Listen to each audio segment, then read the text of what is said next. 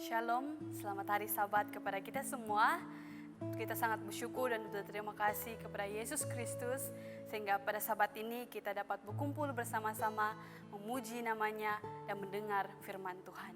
Saya Ivana Ozasani daripada Gereja Seventh-day Adventist SDA Pengopuyan Baru akan menyampaikan berita misi kita pada Sabat ini yang bertajuk Bertaruh dalam Judi Lumba Kuda. Kita akan mendengar tentang cerita seorang lelaki yang bernama Christopher Minista. Cerita ini bermula di mana Christopher berumur 27 tahun, di mana lumba kuda ini menjadi salah satu daripada impian ataupun kesukaan ataupun hobi beliau. Bapaknya adalah seorang guru matematik dan juga merupakan seorang yang sangat tergila-gila akan perlumbaan ataupun pertaruhan di dalam lumba kuda ini. Apabila Christopher balik ke rumah, dia mengetahui bahawa di tempatnya tinggalnya yaitu Gabon juga merupakan tempat kesukaan lumba kuda ini, menjadi hobi di seluruh tempat. Namun tidak siapapun pergi di tempat trek sebenar ataupun tempat perlumbaan sebenar lumba kuda tersebut. Sebaliknya, mereka pergi di satu tempat kedai ataupun kios di mana menayangkan secara langsung perlumbaan kuda tersebut. Dan begitulah Bapak Christopher selalu dan sering membawa Christopher pergi ke tempat itu untuk membuat perjudian ataupun pertaruhan dalam perlumbaan itu. Sebenarnya Christopher tidak mempunyai pekerjaan. Uangnya dia dapat daripada bapaknya sendiri supaya mereka dapat bermain bersama-sama. Tidak lama kemudian, Christopher mengambil keputusan untuk membuat taruhan ataupun perjudian, yaitu sebanyak 500 francs Amerika Selatan ataupun dalam ringgit Malaysia 40. Setiap hari, dia mengabaikan makan, minum, dan tidur masa rehatnya untuk mendapatkan supaya dia menang dalam pertaruhan itu. Begitulah teman-teman Seventh-day Adventist di tempat di mana Christopher itu, di mana di ibu kota Gabon Libreville, melihat kegilaan Christopher dan coba untuk menasihati dan menegur Christopher supaya meninggalkan tabiat buruk itu. Namun apa kata Christopher? Ini adalah permainan di mana Anda boleh menggunakan minda Anda. Dan Anda perlu tahu matematik untuk bermain, katanya.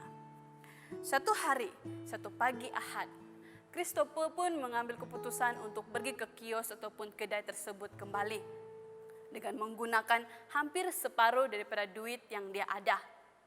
Namun dia mengetahui bahwa dia kalah dalam pertaruhan itu. Dia pun mengambil lagi baki yang seterusnya, yaitu separuh daripada baki duit dia itu untuk pergi ke tempat perjudian tersebut untuk membuat taruhan kembali.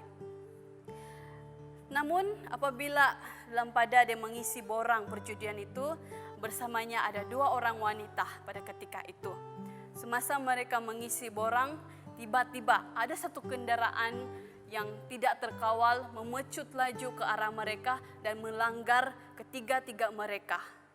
Namun pemandu itu tidak berhenti, sebaliknya dia memecut laju dan melarikan diri. Bersyukur karena pada ketika itu ada beberapa teman ataupun sahabat-sahabat yang berada di tempat itu yang baik hati mengejarkan Christopher bersama 2 orang wanita itu. Di hospital, tidak lama kemudian wanita pertama itu disahkan meninggal dunia. Beberapa menit kemudian, wanita kedua itu pun disahkan meninggal. Christopher masa itu terbaring, berpikir dalam ketakutan, mungkin saya menjadi mangsa yang seterusnya yang akan mati, katanya. Tiba-tiba dia pun rasa untuk berdoa. Dia mula berdoa, Tuhan, saya faham, Engkau telah beritahu saya berkali-kali untuk berhenti berjudi. Tetapi saya tidak mendengar. Sekarang saya akan mendengar, katanya. Christopher tidak mempunyai cara bagaimana untuk menghubungi keluarga dia. Sebab dia dalam keadaan kaku. Uang yang dia ada tidak cukup untuk membiayai perawatannya di hospital itu. Dengan itu Christopher tiba-tiba mempunyai semangat mampu untuk merangkak, menuruni katilnya, mengheret badan dia untuk menahan taksi agar dapat pulang ke rumah. Dia menggunakan baki duit yang sepatutnya dia gunakan untuk berjudi itu untuk tambang, menghabiskan sepenuhnya untuk tambang balik ke rumah dia. Di rumah, seorang kakak ataupun jururawat merawat dia. Kristopo pun berdoa untuk kesembuhan dia. Tuhan, Engkau telah selamatkan aku dari maut, katanya. Jika Engkau melindungi saya dan membantu saya berjalan semula, saya akan menyerahkan hidupku kepadamu dan berhenti berjudi. Akhirnya, 3 minggu kemudian, Kristopo mampu berjalan. Dia segera mengumpulkan semua timbunan-timbunan borang ataupun risit perjudian dia selama ini, mengumpulnya dan membakarnya di hadapan keluarga dia. Kristopo berkata, "Saya tidak peduli jika saya kaya ataupun miskin. Saya akan melayani Tuhan dan tidak pernah berjudi lagi." Saudara dan saudari yang saya kasihi dalam Yesus Kristus, begitulah kehidupan Kristopo di mana Yesus campur tangan di dalam kehidupan dia sehingga dia bisa mengubah kehidupan dia. Kini Kristopo tidak berjudi lagi dan dia telah berusia 44 tahun dan bekerja sebagai tukang cat. Lebih baik bekerja untuk mendapatkan uang daripada bermain judi dengan harapan mendapat uang mudah, kata Kristopo. Saudara-saudari, di dalam kehidupan kita tidak ada yang mudah, tidak ada benda yang akan datang bergolek di hadapan kita. Semuanya perlu usaha. Namun kita percaya kita ada satu pengharapan.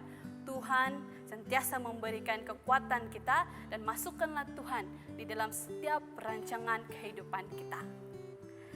3 tahun yang lalu, sebahagian daripada persembahan sahabat ke-13 kita telah membantu membina sebuah sekolah menengah untuk 208 orang pelajar di kampung halaman Kristopo, yaitu di Gabon.